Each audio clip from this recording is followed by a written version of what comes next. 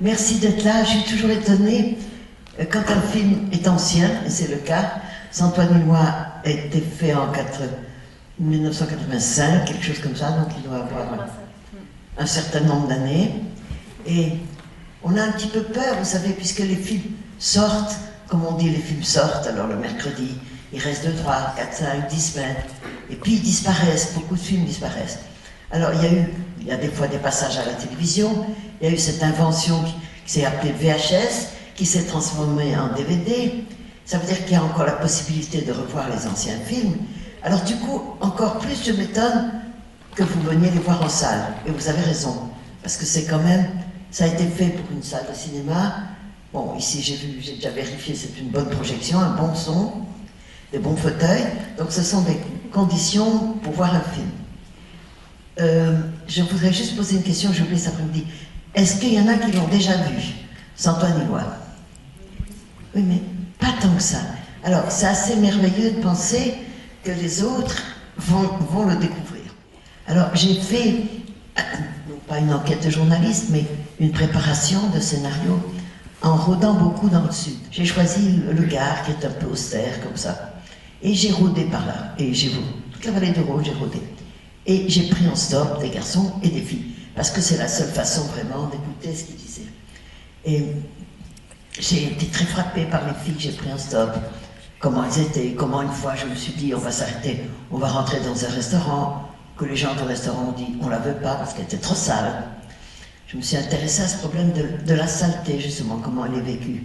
J'ai été la nuit, par exemple, à la gare de Nîmes. Alors j'allais dans les salles d'attente, là où il y avait des jeunes qui étaient couchés, comme ça, je bougeais pas, je restais un peu assise, parce que j'étais pas vieille, mais j'étais beaucoup plus vieille déjà pour eux. Et au bout d'un moment, il y a toujours un ou deux qui tapent une clope, ou bien qui viennent parler. Et j'ai écouté comme ça beaucoup de récits, j'ai essayé de comprendre leur errance, pourquoi ils allaient d'un endroit à l'autre sans vraiment de raison. Une fois, il y a un type qui dit « je veux aller en Espagne », moi, dit que c'est bien.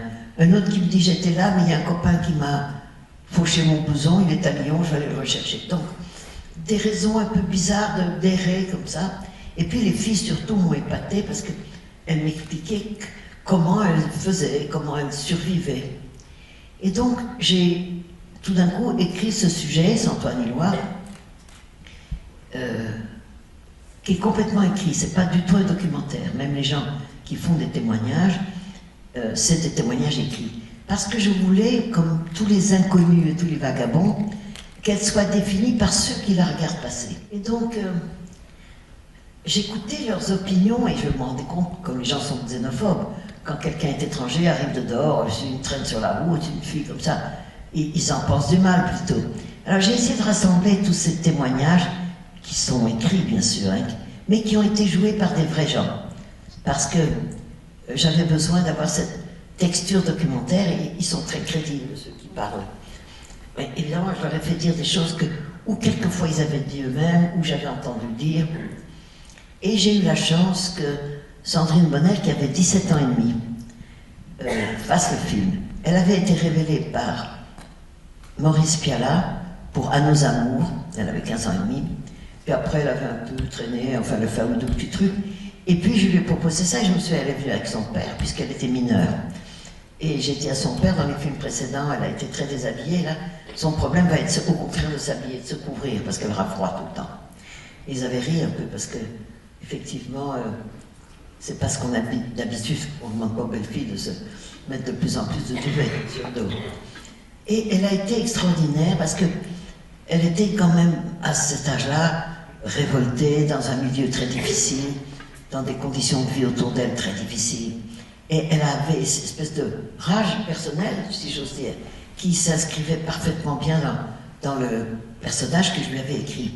Et tout mon idée, c'était pas de raconter psychologiquement pourquoi elle est là, qu'est-ce qu'elle a fait, est-ce qu'elle était à la DAS, est-ce que son père l'a jetée, est-ce qu'elle a été violée, j'ai essayé de raconter la réalité de ce temps, c'est-à-dire comment elle se comporte, qu'est-ce qu'elle fait, comment elle plante sa tente. Parce qu'en fait, les témoignages dans le film de tous les gens que ce personnage rencontre font que vous aussi, spectateurs, vous allez la voir passer.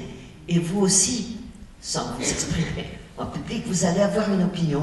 Vous allez vous dire, moi j'aurais fait ça, ou vraiment elle est odieuse, ou quand même pour petite, ou bien tant pis pour elle, ou bien au contraire, est-ce que quelqu'un aurait pu l'aider, etc. C'est-à-dire que vous allez vous retrouver témoin de ce personnage Mona, qui est donc Saint-Antoine-Éloy.